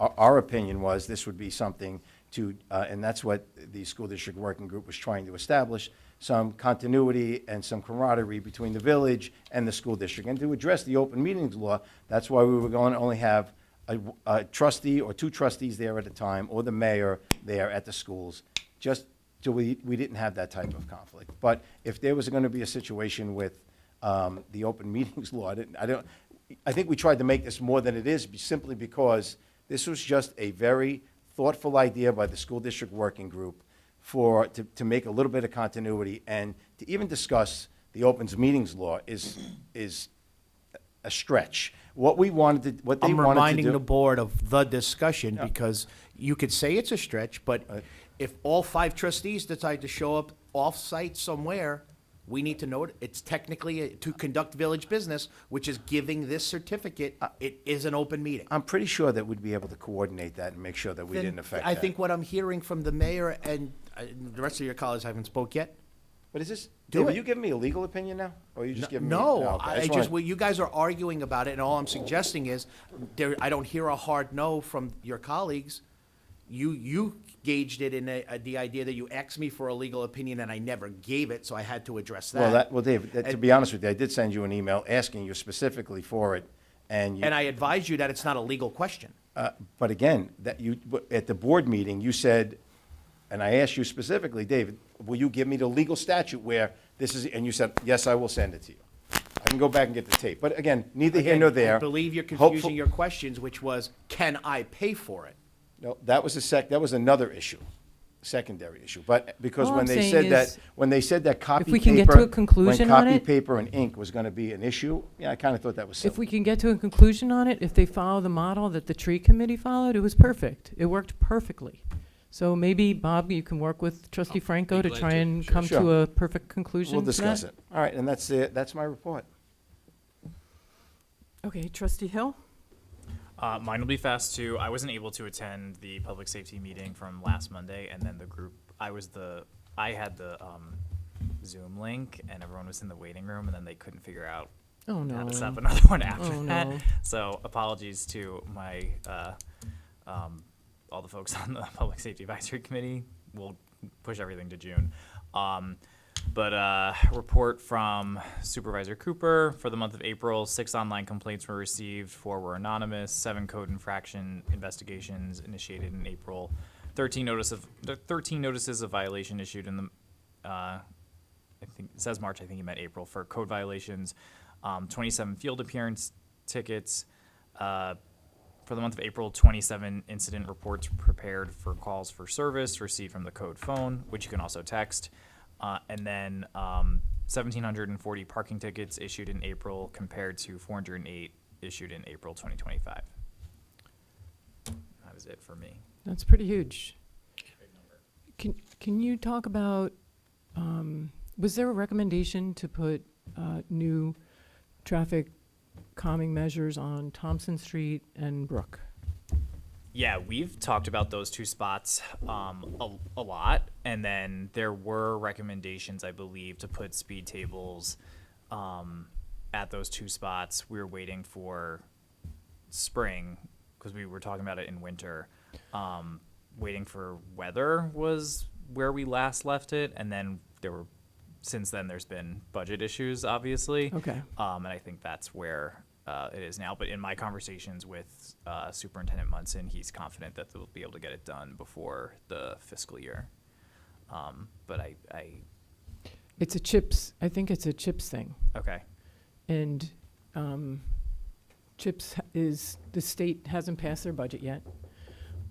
CHIPS funding, I think, is being allocated elsewhere. Stephen, can you just brief us on where, are you familiar? I spoke to Greg a little bit about it, but I know Stephen has I don't know all the dates and everything, so. Thank you. So there's 160,000 left for this year, and we had met with the HOA of Riviera to discuss. They're doing a sidewalk project in that development, and there was a discussion in a meeting about doing the curb line down that area that's been pretty deteriorated along with while they're doing that project, so that there's no you rip up the sidewalk, then you come and do the curbs, and you have to do the sidewalks again to do it at the same time. So part of the arrangement that we had discussed over the winter was that to do CHIPS for that and to use some of the allocation for next fiscal year from the state, which is typically around 400,000 total for all of their 4 projects, and we get money for CHIPS, which is highway improvement, can be used for sidewalks, storm drain improvements, paving, emergency weather recovery, exact same uses as CHIPS, pave over potholes, which is only for paving, and pave NY, which is also only for paving. So we were going to combine and to get that entire project done. So that's where that allocation of what's left for this year was supposed to go to. So that's where that stands. The state hasn't passed their budget or told any municipality how much CHIPS or any of those projects are allocated to them for this year. So it's hard to determine what we can get done until we know those exact numbers. When do we normally get that? I mean, I would have how fast after the budget is approved do we get those? usually figures? a couple weeks. I usually would know by now. If the budget's approved. Right. Correct. I would usually know by mid-May. So I don't. If they pass it tomorrow, probably wouldn't know until about June 1st. So that's where we stand on those projects. And there's priorities that DPW has identified as well. Hopefully, some of this money will be reimbursed to us that we've spent on snow removal and whatnot.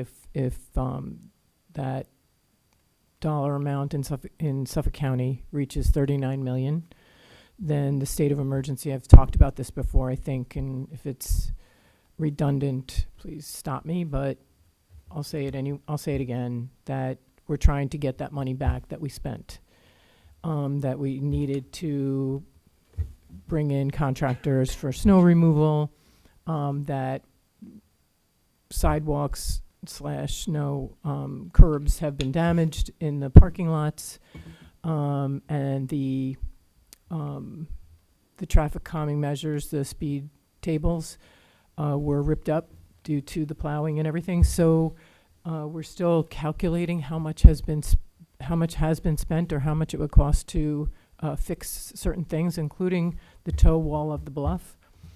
We're looking for a cost to that so that we can provide that as requested to Suffolk County Fres, and keep that number as close to reality as it can be so that they can make a decision on whether or not that FEMA will reimburse for some of those expenditures.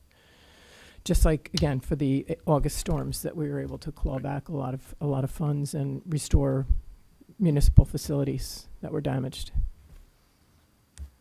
So, thank you for saying that, but I think what I've asked DPW for is just a list, a table of projects, how much they'll kind of cost, and a sort of sequence of when they can be done into next year, the year after, the year after that, the year after that. So it's a capital, a moving plan. I will be meeting with them tomorrow to begin that process of making that table. I mean, they've identified priorities, but this will give the Board of Trustees an opportunity to look in a snapshot of what the expenditures might be and how we might be able to budget for it responsibly over the years.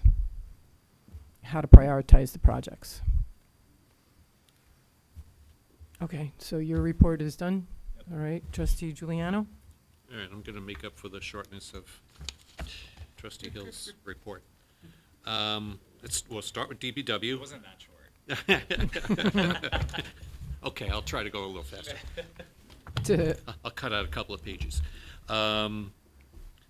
Starting with DPW and Parks, they hung the windscreens at the village tennis courts. Joe Erlin ball field, getting it in shape, hung the outfield nets, purchased and installed new bases, painted the fencing and the benches, and the preparation of the ball field itself that they do on an ongoing basis every game day. Assisted with the Easter parade, cleaned the walkways and hang the 4 awnings at the Country Club tennis courts. Assist in the delivery and planting of the Arbor Day, the oak tree. Thank you very much for doing that, and that we did at Arbor Day. Hung the pole banners for the 250th anniversary, and they regraded the Central Park, the Centennial Park parking lot that they do every year after the snow. They have to go in and regrade the gravel parking lot there. As far as highway, clean up and repair equipment from winter use. That's an ongoing basis, ongoing, I should say. They are addressing potholes. They're doing repairs of potholes from the winter season. Sweepers going out on a daily basis. It's going out throughout the business district and throughout the neighborhoods. They removed the damaged speed tables that we were just talking about on Scraggy Hill Road. They're obtaining and they're working on obtaining quotes for a full asphalt speed bump to replace the damaged ones on Scraggy Hill. Quotes were requested for asphalt repair on Salt Meadow parking lot, and those quotes should be coming in shortly. Spring branch program was revamped to allow pickup of throughout the village for the whole month. Branches were chipped on site and transported to Chip It All for disposal. Recreation Department submitted a number of people to be hired. I saw that. I guess we'll be approving that at the next meeting for lifeguards, youth tennis programs, and beach managers. They set up the sport court for the summer camp at the village center. AED machines was installed at Kipley Tennis Court and Erlin Field. Organized the installation of beach ropes and the beach survey at East and West Beaches. From January 1st to April 1st, 35,128 visitors came into the village center. Can we go back to beaches for a second? Sure. Okay, so there was some discussion and recommendations about when the beach closes. Yeah, I was going to get into that, but yes, the Parks and Rec committee voted to close East and West Beach on September 1st. To close it meaning close to swimming, because the school starts. Port Jefferson schools returned on September 2nd, so they felt that by closing it on or asking the lifeguards to Staffing leave. is difficult Staffing. after Thank a you, that's certain the word. day, Yeah. right? Yeah. After Labor Day? Well, this is before Labor Day, actually. But at that point, most of the lifeguards are back at school at that point anyway. And since the local schools are starting on September 2nd, they felt it was a good date. September 1st would be a good date to have the last day for the beaches to be supervised by lifeguards. Okay. Again, the beach would still be open, but it wouldn't be. So they'll change the date on the Department of Health permit and Yes. also on the signs and everything, because it says currently 9/7, right? Right. Okay. Right. Just for Renee would make this- awareness, yeah. Renee would make those changes.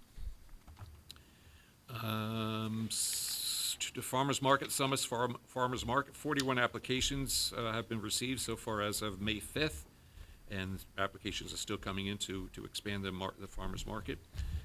They completed the Suffolk County Department of Health Services Children's Camp Renewal application, which is a mouthful to say, but that's an annual thing that they have to do for the health department so that they can hold their children's camp. Just talked about Parks and Rec. They voted to close beaches to lifeguards September 1st. Ah, sorry, jumped That's in. okay. I should, Jump the gun. yeah. They discussed the need for a fence at Joe Erling Field on the right field, in right field. It's for the safety of people walking to the benches, from the street to the benches. So that's still in discussion, whether they're looking for a permanent fence or maybe some sort of snow fence or something. So that's going to be further discussed. They approved the expenditures from Parkland fees for the installation of a misting station at Rocket Ship Park, looking at about a $5,000 cost to put a misting station in there. How do we get to that? How do we make that? So that's their advice, right? They're advising this is a good way to, because it's so hot on Rocket Ship Park, and so. Right, there's not a lot of shade there, and it's good, yeah. Right, so what's the next step to help that come together? We have a quote. We do? Yes, so I'll pass that along to Sylvia, and then if we can, whatever process that needs to be. Does that need to be resolved? The expenditure? Can we get it on the agenda at the end of the month? It's Unless- 5,000, 50, unless I think it's 51. Within our procurement policy. There doesn't, if it's five, you're saying it's I think it's 5,000? 5,100, I think. 5,100, it would not need a board resolution. It's within the procurement policy. Let's go. Pass that along, and, Please, yes, please. Can you send it to the CC two of me. them? yes. Thank you. And then I'm sure Public Works, Parks will procure, I don't know what the installation process is. I will say, Trustee Giuliano, that we would need 2 quotes at 5,000. So I'll check with DP, I'm assuming, did Parks receive the Yeah, quote? they got, Dave worked I will on that, so- I'll coordinate with them. I'm sure it would not be a big deal to get another quote, or at least an attempt at another quote. So that's usually not a big deal, but I just want to make sure we stay in the process. Sure. And how does it get installed? Is that part of the quote? Is that in the quote, installation? I believe installation is also part. Okay, I'd have to check on that, but I think installation was included in that. quote. okay. All right, so do you want to just pass it I'll off pass to it along. Stephen Yep. and Parks and DPW to Thank make it come to fruition? Sure. They also approved the expenditure for the Parkland fees for the missing station, for the basketball, resurfacing of the basketball courts. So that, I think, would have to go out. We'd have to do a regular bid on that, correct? Yes, the quote that I had, the most recent quote I saw was for just over $70,000 to Right. do what was brought forward. If they don't have any other quotes that are below that number, or they're all around that number, then yes, we would need to go out for RFP. Is there a Suffolk County contract for these types of refurbishments? According to Parks, no. Is that's the end of the investigation?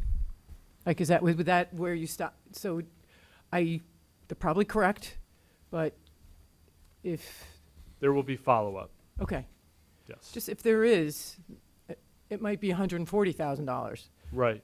We probably wouldn't want to do that, but the question is, We can only stick with either a state or a county contract for this because it is a public work capital type of project. So I will make sure that, and I'm sitting down with DPW tomorrow, so we'll touch base on that and make sure that we can double check. okay, because it's Yep. been like, when did they make that This was- recommendation? Not the last meeting, the April meeting. So 2 months? Yeah. Yep. Well, a month. Yeah. A month.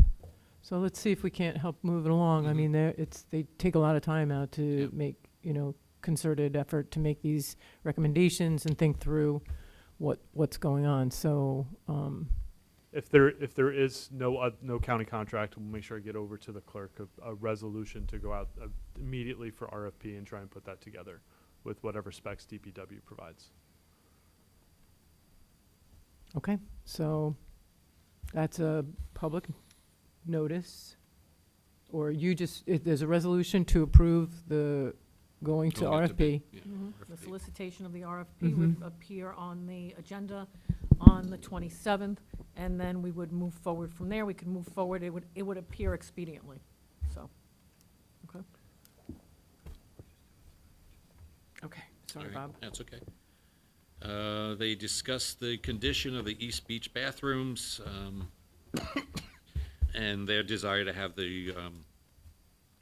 them spruced up. So we're going to discuss it with Dave. I know Dave has gone in there and has painted them. There's discussion. It's a bathroom that's on the beach. Salt air, exactly. So I think for what we have, it's acceptable if it could just be painted, little paint or little cleanup. I think would go a long way. They also discussed the need or the want to have some more village-related recreation events at the country club, and I'm glad you discussed the outing or the event that they're going to have on Thursdays, which is great. So they just wanted to encourage if there were more events that we could hold, or maybe even camps, and we'll discuss that further with Renee. If there's any camps that be held up at the country club, just to bring more of the village residents up to the club. New windscreens are needed at Kipley Park tennis courts. 3 quotes have been received, and the lowest that they've gotten was $5,418. I don't know if that has been passed along to you yet. Have you windscreens at the tennis courts? Okay, I will make sure that I haven't received that yet, no. I will make sure that it gets passed along to both of you. Does that require 2 quotes too? How much? 5,400. 5,400, yes. Yep. 2 quotes. They might have gotten. I'll pass along what I have. Okay, I think they might have gotten 2 quotes for that, so I will pass that along. As far as the CAC, at their last meeting, they met with representatives from Beechwood, regarding the proposed development at Mary Haven property, and had just a very cursory, meeting with them, saying, this is what we would like to put in, and there were no major comments or objections from the CAC members, but they would like to see when plans get finalized, they would like to see further plans as far as conditions of trees, if trees are going to be taken down, and they would do that in conjunction with the tree committee. Speaking of the tree committee, they have a number of motions that they made. The village horticulturalist said that she was prevented from removing dead or diseased trees from public spaces because her requests they were met with, it's a dedicated tree somewhat, but we couldn't find any proof that it was indeed dedicated. There was no registry for these dedicated trees. So a motion was passed by the tree committee that recommends that all non-identifiable so-called dedicated trees should be subject to the village horticulturalist's professional opinion regarding care, maintenance, and replacement. In other words, if there's a tree there that's dying, but it's a dead tree, or there's a tree that's dying, but it's a dedicated tree, let's remove it and we can replant a tree and and keep the dedication, but no use in keeping a dead tree. Further committee, you laugh, but it was a big discussion. The committee suggested that the 2006 Harborfront Park Arbor Day tree that we just planted would be marked with a small plaque noting the species, occasion, and the year of the planting. So we'll work on some sort of wording and then see if we can get a plaque made that can be put in at the base of that tree. There was discussion regarding the East Broadway retaining wall project, and it resulted in a motion that the tree committee supports the village horticulturist's recommendation of planting witch hazel and black oak trees in that space. They discuss the Arbor Day How do we, events. what's next there? Christine would work on actually, we have some witch hazel, and we do have some black oak. From the Arbor Day, From right? the Arbor Day, yeah. So Like the I little think saplings? Yeah, so I think she could use those, yeah. But that was a recommendation from Christine that those plantings be used in that location. Yes? Yeah. So, go, Yeah. you know, what's the next? They would look great. Yeah. They would. Like all those extra, yeah. Mm-hmm. Let's Maybe just, you could throw all the ones from every year going forward. If they work in that space, yeah. Yeah. they're still wrapped in newspapers with, Mhm. so, can you, so maybe Bob and Christine can work together on that? Mm-hmm. Bob Larrabee? Yes. Oh, and- absolutely, and yeah. From the tree committee, Yeah. or whomever they determine, but I don't think there's any concern with the board on just do it. Yep. Yeah. They discussed Arbor Day festivities that we had, and they were talking about the speaker system, and it was a little inadequate. Kelly Devine said that there may be a T-Mobile grant available for new audio equipment. What equipment do we use for the Caleb Brewster landing? That was from the Arts Council, right? Arts Council. Yeah. Kelly's on the Arts Council. Yeah, I know. Last minute they were setting up the system that we normally use, and it wasn't working right. So that's when they brought in the podium that really was not yeah. especially when The some of the kids and kids were speaking. everything. Yeah, it was too bad. But had we known, before, we could have borrowed it from the Arts Council. But she did say that there was, there might be a grant available from T-Mobile for new audio equipment. That would be great, Yeah. especially for this room. Chris. Chris. He's like, can't hear you. Yeah.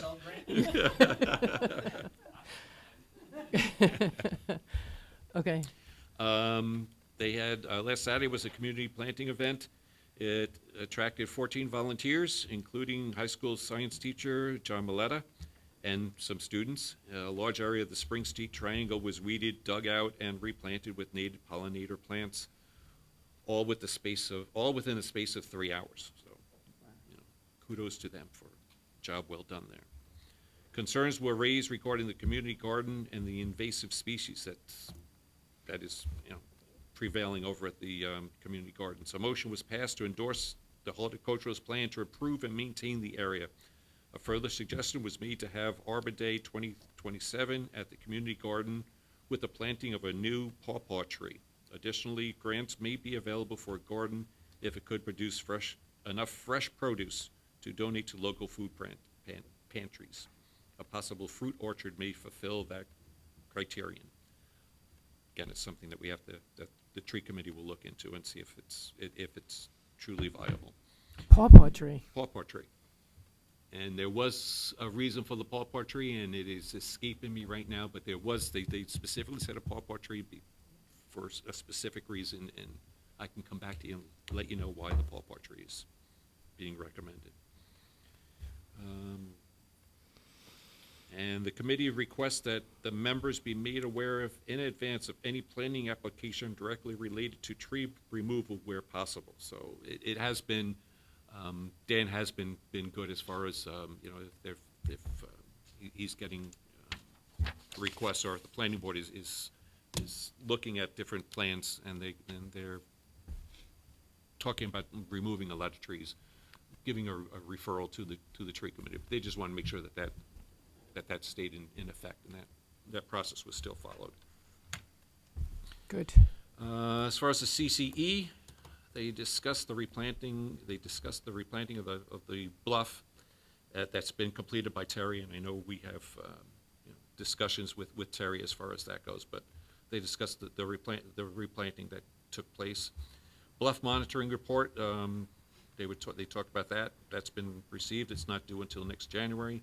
In the interim, village employees, they want to make sure that village employees from the planning department will be monitoring and documenting any changes to the bluff conditions due to weather events or whatever bluff conditions change. And I know, again, the planning department will be taking pictures from the same locations of the bluff and reporting that. And then if there's repairs that need to be made at that point, we have to figure out if it's something that we can do in-house or if we have to go out for a contractor to make those repairs. They also discussed the Kemper report and how it affects the building as a whole and the whole property to establish a long-term bluff management strategy, which is within a 2-year period, which is what was said in the Kemper report. So they just wanted to keep that in mind, that the report is talking about doing so, and this board and is working on getting reports for the building and for progressing with the bluff, the whole bluff project. And finally, the Conservancy met with Renee to discuss the purchasing of new living room furniture. Came up with a couple of different ideas, a couple of different suggestions. Renee was all in, thought it was a great idea. So hopefully we'll be having new furniture in that area soon. So looking at a couple of different seats, maybe a couple of 2 sofas instead of 3, or they're looking at the possibility of changing it around a little bit. Great. But new furniture That's would great. stand up to people using it on a constant basis. Mhm. So, and yep, that's all I have. Just a couple of questions. Did the Parks and Rec Advisory Council, did they come through with recommendations on doing a preferred vendor list for food trucks at the beach? They discussed having a preferred, but they didn't come up with a list of preferred. No, they wouldn't do that. Right. But They did like the idea of having a preferred food vendors. trucks at the yeah. beach? Mhm. Yeah, they So- think it's a great idea. Clerk Perla, what would we do to help facilitate that? So we would have a request for intent, likely? RFI? Yes, Mm-hmm. yes. And that would appear at the agenda at the end of this month, if you'd like. And just back to the building, I've heard expressed interest in having an approved vendor in the Village Center during the winter seasons. So hot chocolate and warm beverages and refreshments could be served. Is there something did they, I didn't discuss that, no. is there something that we have to do for that? I would imagine it's a similar concept. And is there an update on the concept of establishing a preferred vendor list for the Village Center? We have, thank you. We have the initial RFI document ready to go. My deputy clerk will be integrating our template documents, if you will, into that, and then we'll be ready to put that out. Should go out early next week. You want Parks and Rec to look at that, or does it need to be looked at, or how, who would, did our attorney look at it? The attorney did not look at it. It was reviewed. It was created by myself in conjunction with Renee Lemmerman, and then reviewed by our financial consultant who has experience in that particular type of RFI. There was a suggestion made, and that was taken. So it shouldn't take too long for our attorney to look at it. Once it's complete. As soon as you can. Yes, ma'am. Thank you.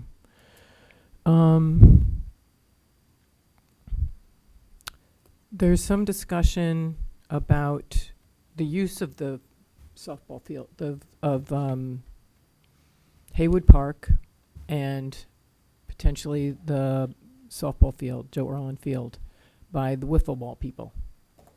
Did you hear about that? No.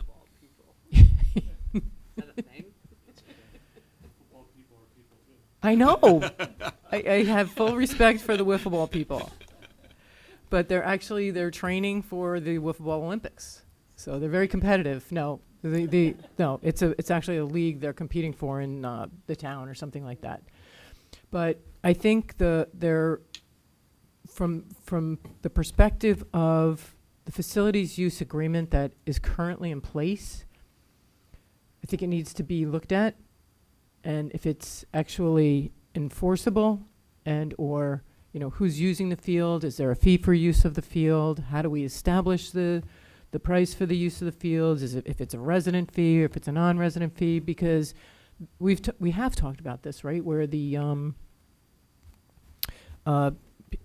there are soccer teams that come in and just use the field without a permit, and Kevin can't really enforce that because there's no law or there's no legislation or there's no permit that actually covers that issue. Effectively, let me put it that way. So, The committee's talked about it as far as the soccer, but and not it the really wiffle reared ball. its head in with the wiffle ball people. Yeah, it seems like it's in higher and higher demand, right? So there's got to be a way to manage it. So we do have a facilities use agreement, correct? So can we dust that off and take a close look at it? Mr. Moran, would you mind taking a look at that? No problem. Okay. Standard practice in other municipalities that if you're gonna have space available, there's no different than a rental agreement. Mm-hmm. It's basically what it is. How it's offered, it'll be up to you guys, resident first come, first serve, timing. If there's already someone running leagues there, that those league and league members have priority for practices and those types of things, but that's all policy, but it should be regulated. I think we should have a It wiffle also ball avoids league. the confrontation, also avoids the confrontation on the field. Get Right. off. I have it. I'm Exactly. supposed to have it. I Yeah. don't have it. Yeah. If you're No, able to produce I a have permit, issue, yeah. those permits can be shared with our code, and if there's an issue, they call code, we show up, who's got the permit, we have the permit, sir, you have to leave, blah, blah, blah, blah, blah. Okay.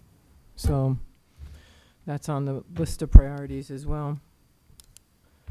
So I just a couple of things. I mean, everyone sitting at all the trustees were at the Caleb Brewster Landing and saw the presentation of a check from Assemblywoman Cassay's office through the Dormitory Authority of New York State to help fund the building of the Caleb Brewster boathouse. So $100,000. It's not chump. It's hanging up on the bulletin board downstairs in the lobby. So that was a really pleasant surprise, and not a surprise, but it was a pleasant. It was for the boathouse, issued in connection with LISEC and the boat shop, presented to the village because the village will be the owner and the builder responsible for building of the boathouse. And I don't know if we received any documentation.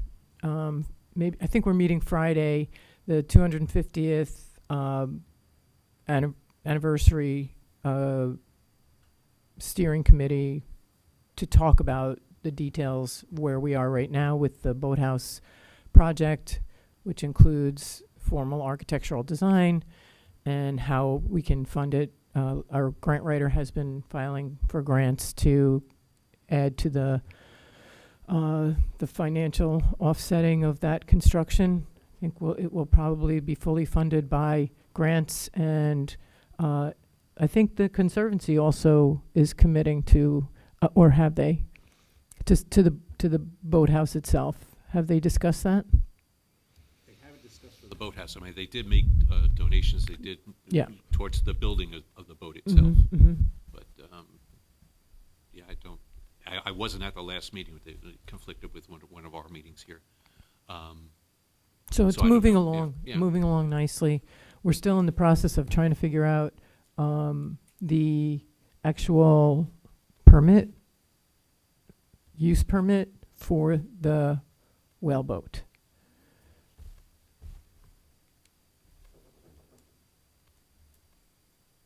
Right? Okay. So that stands where? Like, what's the status of that? Did we have a draft of a of a use permit. It would be considered under the facility. Again, my last time I saw that drafted, my issues were the ability for people to rent it and take it out. Right. And that's the last I heard of it. I said, I want to make sure everyone was on the same page, that permit said what it said. It would have to come with trained rowers, It would? operators, basically. At what fee and who's where. Correct. So that's the last I heard of it, and that was 2 months ago. So I've handed this off to the village administrator. That's where it is right now. However, if anybody wants to jump in and, contribute to the successful implementation of a permit or a use permit for this whaleboat, it's very complicated. It's got a trailer. It has to be wherever Mamaroneck wants it. The New York State Parks wants to use it. The Southold Museum wants to use it. So we need to hurry up and make some decisions on how to be able to lend it out, or what kind of deposit needs to be made to. Insurance. Insurance is standard for permits, but it's pretty remarkable and unique piece of property. So. I'll look to Sylvia because you manage the permits for the village. And maybe you can work with a permits expert. Our insurance consultant, too, is involved in the process. Okay. Because it is a little bit different than what we're accustomed to. Mm-hmm. So at the suggestion of the attorney, the insurance expert was brought in and has also made recommendations, which will be incorporated into the new agreement. Okay. Do we have an can we set some deadlines for it? We're hoping to have that in place for our meeting at the end of this month. Okay. Thank you.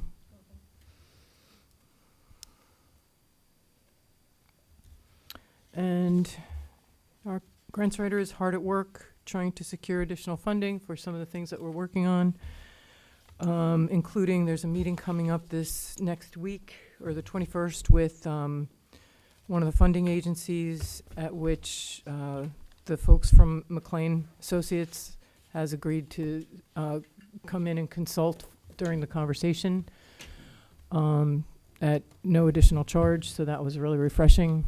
And that's supposed to get us to an outcome of a grant application. The project at the conclusion of the project on the Sands Lane Culvert, which goes down to Oakwood Road. And this is the first FEMA-funded project.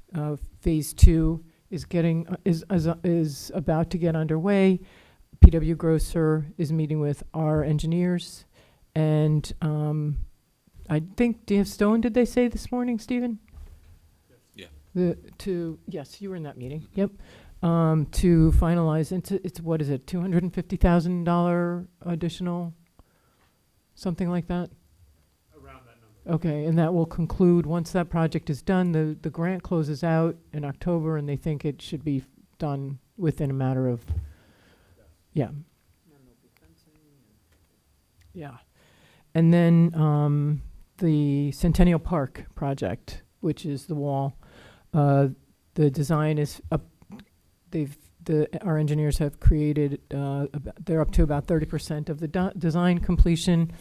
The goal for that is not to interfere with the season of the yacht club season, and to kind of get to a construction aspect. Well, plans have to be reviewed and approved and everything, but to begin construction after late October, early November. And it's not going to be a long-term project, but it'll be good to have that project done and over with, complete. And again, that's funded through the August storms, FEMA hazard mitigation. How long is the project? Do we think the project's going to take to get done? They said, actually, Stephen Hayduck said it wouldn't take too long. He didn't put a time and date on it, but where there's an extension to the grant that we're asking for April of 2027. But I don't think he thinks that we'll need it. Gotcha. I'm only asking because my neighbor was complaining about the lost parking. So I'm just trying to figure out which is the more evil dragon, the lost parking, or is it shut down for 2 weeks, or is it, if we start in the summer, is it like the whole summer shot? Because if the whole summer shot, then obviously do it after. But if it's, a long weekend, I don't know. That's why I'm just curious. Oh, like when the project is underway, will it, Yeah, will like- it close parking down completely in Centennial? Well, I would, right? Wouldn't that? I don't know yet. Yeah. I don't know yet. But it's a good question. Mayor, if Yeah. I may, at the engineering meeting, our engineers did say that they likely wouldn't have complete designs done until July. Well, the project won't start in the Right. summer. Okay. Right. Project Because won't of- start because of until the yacht after- until club. after s- yacht It won't club start season is in the done. summer. I will let Vlad know. Yeah, no, the beach parking over there is going to be wide open. Oh, and there was an update on the earth repair, so we're having, Yeah. the Yeah. culvert clean out, and they have just not been responsive to our engineers, and we're escalating that issue. Because that yellow thing has been sitting in Mill Creek, and it's also preventing us from moving forward on phase 2 of that project, which is clearing out the Phragmites on the east side of Broadway, like clearing out that Mill Creek area. Lisa is also applying for another grant for the clearing out and maintenance and bulkhead repair of Mill Creek on the west side of East Broadway. I mean Barnum. I meant Barnum. I did not mean East Broadway. I said East Broadway the first time too, right? So yeah, so we're actively working with the Mill Creek steward to help us, advance that, and also obviously Christine. Yeah, so are there any events coming up? The Mather Walk is coming up. So that is, what date is that? There's a permit This in here. weekend, isn't it? Is it this weekend?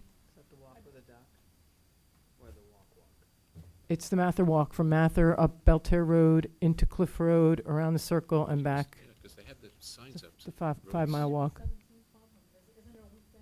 No, it's a weekend. So that's, I know, I should pay by, I see the signs up that the roads are gonna be closed, but. I so the didn't pay permit's in attention to the here date, for so. approval. Is it Sunday, this Sunday? I thought so. the 17th, so that's Sunday. Okay, Right. all right. Attorney Moran, do you have anything to report for us? Firstly, I want to commend this board, along with Kevin Cooper, Anthony Flamia, and our fire marshals. The creation of that full-time code position with his assistant and that clear chain of command and steering code enforcement from the business of how it operated in 2020, before this administration, or 23 and 24 before actions of this board to have removed the constabulatory and go to code enforcement. It's reflected in the numbers, and it's getting better.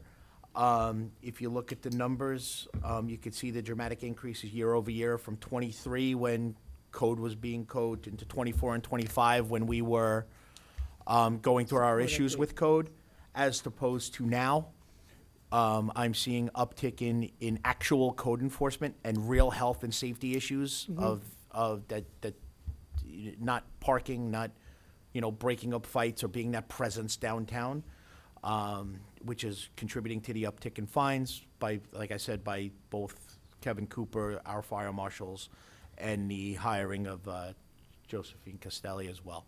So it's working. It's only going to get better, and the revenue derived from those processes is going to increase as well, because the more enforcement that we do triggers not only fine and deterrence, but it also generates the need for permits. So that kind of system is why you do enforcement, to generate revenue on all fronts. And lastly, while I sat here, I had an opportunity to go back and look at my emails. In the October work session, October of '25, there was a discussion about the Kindness Awards. And I responded to your request, Trustee Franco, on November 4th, saying that I was given clear direction by the board not to work on that issue in reference to policies and procedures unless given further instruction, and I think I used the term green light. And if you get that green light, I'd be more than happy to work on it. You responded to my email within minutes of that. And then I wasn't at the November 5th meeting. I was away. And on November 6th, I have an email from the treasurer, I have an email from Sylvia, the clerk, stating that at last night's meeting, Trustee Franco said that I could read it, that the school district will be taking on the Kindness Award program. So that was the dialogue that I have in my emails, and I've not heard that I was given a green light to work on that project since, or I was told at a meeting I wasn't at, that it was stated that the school board or the school district will be taking on that role. That's what I have on the words in my emails. I just wanted the opportunity to clarify that, as it was alleged that I was non-responsive. That's my report. Thank you. All right, I still think that it's a good idea for Trustee Franco and Trustee Giuliano to work together to see if we can use the tree committee's model as a working template for something like that. And any other trustees that have ideas to do something like this, or committees, would be great. The other thing I wanted to say, I forgot, Clerk Perlow, I had asked you and Rita to sort of come together, and I'd like to do a recognition of volunteers in the village, of all the committees and councils that have spent a lot of their time working on advisory and other matters, fiscal, power plant working group, everything. So I would like to have that recognition, awards recognition, sooner rather than later. But certainly, where we were May 13th. If we could do it in May, if we can't do it in May, maybe we can do it in the first meeting in June. But it's a priority. Everybody's been working hard since, making a difference was established. And we just want to give them some recognition for the work that they've done for the village. Anyone that has, so I think the clerk will probably be reaching out to you for names and people who are currently serving on the committees and councils, and I don't know if it will include the boards. I don't know if it might include planning, zoning, and ethics. And then whoever can come, great. Okay, anything else? All right, do we have a motion to adjourn? Wow. Second. Awesome. All in favor? Aye. Motion carries. Meeting adjourned.